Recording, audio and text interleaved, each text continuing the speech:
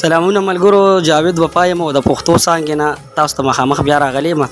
نننۍ غونډه په دې دیره کې به خپله حجره کې مونږ ناست وو د خپلو مشرانو کشرانو سره، او دا غونډه داسې ده چې مونږ د خپل ثقافت کلتور ژوندی ساتلی دی.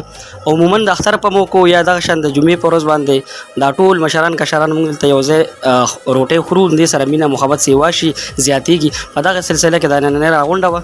ما سره خوا کې ناست زمونږ ترور ځای مفتي محمود لا مونږ ته تپوس کوو.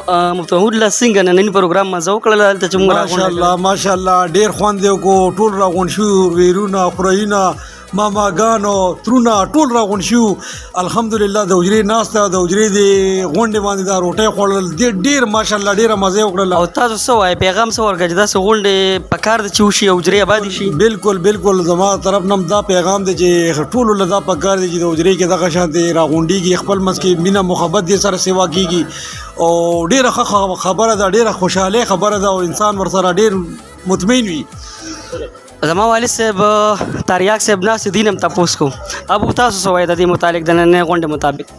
د دې متعلق خو بس دا خبره وکړم چې الحمدلله دا خو ډېر بختور خلک دي چې په داسې خپلو حجرو کې په خپلو چمنو کې په محفلونو کې راغونډېږي او په مینه په محبت باندې دغه شانتې یو ټولنه جوړوي او ګپ شپ لګوي، خبرې اترې کوي. نو دا د حجرې دا کلتور چې دی دا زموږ د مشرانو یو پخوانی روایت دی، الحمدلله دا مونږه جمدي ساتلي. او دې کې بارایي څوک شته دا ټول خپل دي کو څنګه؟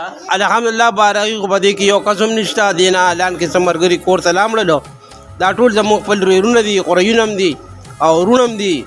نو دې کې بارایي څوک نشته. او دا ټولنې دا شان دا برقرار دي کو دا ړومبې ورځ وه یا ړومبې ځل دا کېږي دغه شان؟ نه جي دا خو الحمدلله د ډېر وخت نه دا زمونږ دا دغه شروع دی دا، او دا د هرې جمعې په ورځ باندې د غرمې روټۍ مونږ دلته کې یو ځای خورو.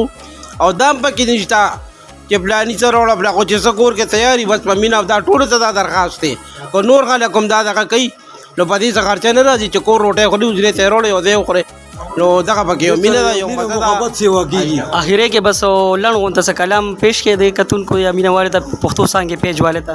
نو بس زه خو به دا وایم چې د پښتو په بنیاد باندې چې وی بدعمله چې کمزوری شي په کار نه دی، بدعمله چې کمزوری شي په کار نه دی، چې په لاره کې ازغیر شي په کار نه دی، چې په سخته کې د جغ نه څټو باسي هسې غټ که لکه څخیر شي په کار نه دی.